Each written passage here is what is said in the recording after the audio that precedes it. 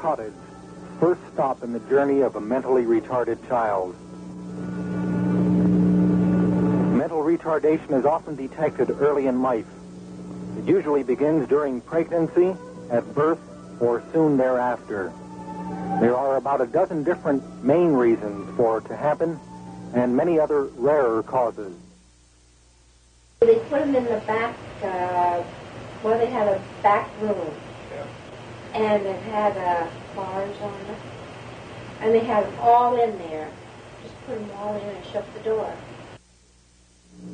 As many as 500 have been on the waiting list, waiting for a place in one of Fairview's many cottages, waiting sometimes as long as 2 years until there is room.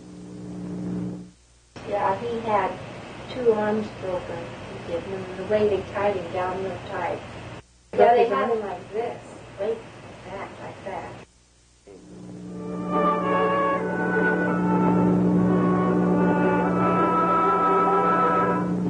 A typical schedule for the more active patients includes several hours both in the morning and the afternoon on the play porch. It's stuck on the punishment blocks. A punishment block is a great big huge block. And it's a great big huge square like this, and there's a stem what's coming this way, and there's a little round circle where you could put a padlock and you could fasten stuff, shackles. And, all the other kids I remember was in bed, and they didn't get me off the punishment block.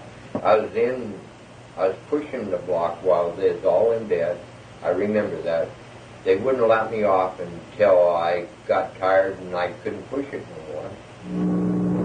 Keeping an unusually deformed patient comfortable may require extra attention and ingenuity. In certain cases of brain damage, there is marked muscle underdevelopment. I was scared.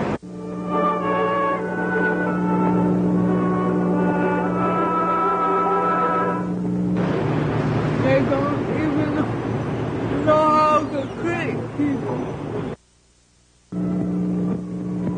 Care and more care. The attendants require an infinite amount of patience. Some of the more deformed find it almost impossible to swallow. 2 hours or more to feed each of them.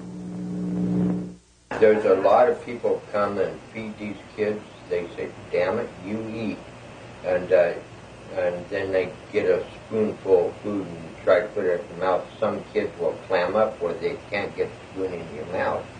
They'll twist your arm and try to get their mouth open. They twist it so hard where they get a busted arm. Patterson Cottage.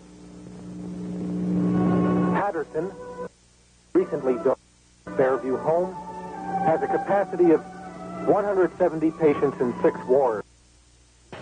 Well, I took care of the little kids. I feed them, we bathed them, and made sure they had something to eat.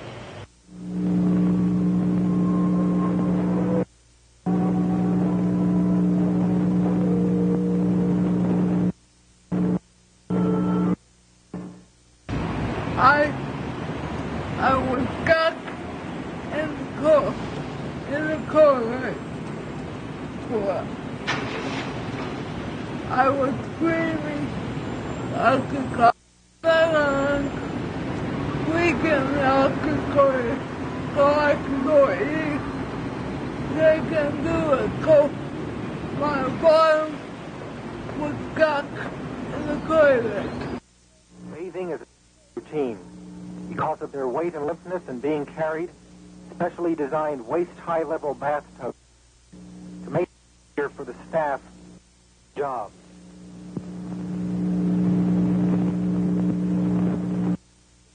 The nurses were mean because the kids, when they were little and they didn't know better, it's because they don't mind, don't do this, don't do that. Right. They couldn't help it because they were little and they didn't know what was going on.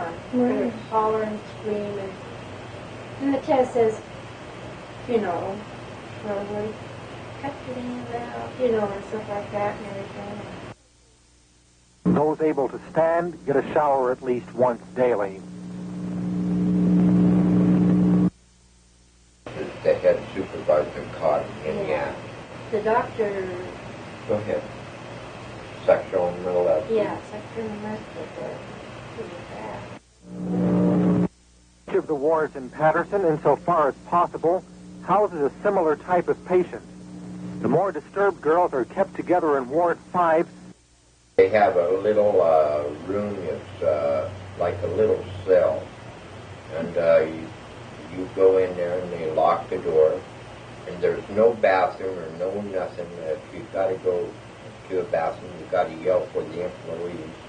And 2/3 of the time, the employees don't come. And the biggest share of these kids do potty all over themselves. And that's not good.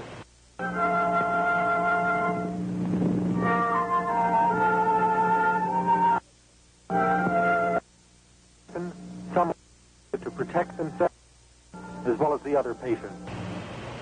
You've seen what you've seen, and we've seen what we've seen, and the staff says, hey, no one will believe you, but they'll believe us. And okay, and then from there, you say what you say to the parents when you see something and you tell them nothing but the truth, what happened out there. As soon as the parents leave, then they'll put you in lockup. They treated us like dirt. They didn't treat us right, and we were scared, and we didn't know what to do, and we just ran away, and they caught us and came back and we were in lockup.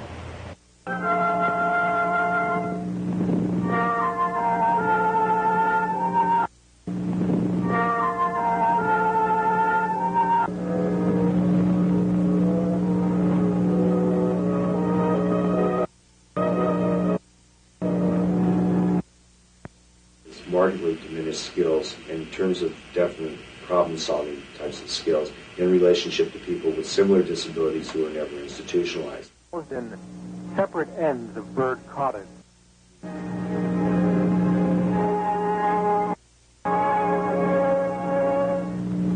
The youngest Snell Cottage patients stay in their ward at all times, on their porch or in their ward. They didn't have no playgrounds. They just kept them in the back, that room, that big room with the bars on it, and the door was shut. They didn't leave it open or nothing.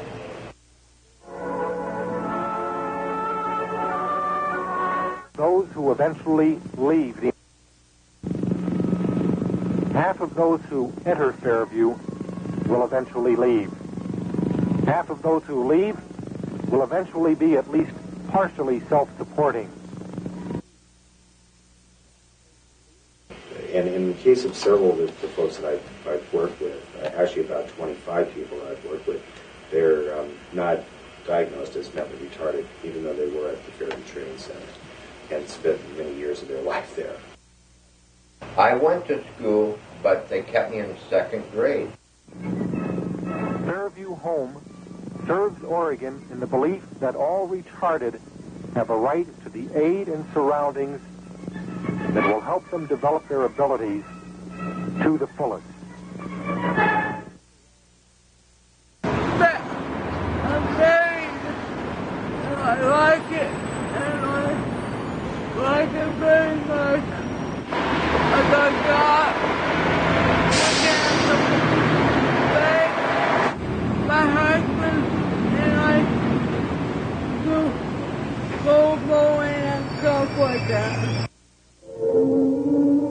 But there is another larger group of patients who probably will never leave Fairview, who will be patients at the institution for the rest of their lives. Hobby, job, and fans. And then might for the sports, I don't know. The first pay for the sports, half of that. But the kids got paid $200. They'd be $200 a quarter at one time for sports. That's the best of that. But sports get busy, get out of trouble. And then, of course, the last thing that happens that I feel particularly not able to really do too much with, except for to help them through counseling, is that many of the people I've talked to talk extensively about the abuse they endured while they were at Fairview. And many of the stories that I've heard over the years have been absolutely hair-raising.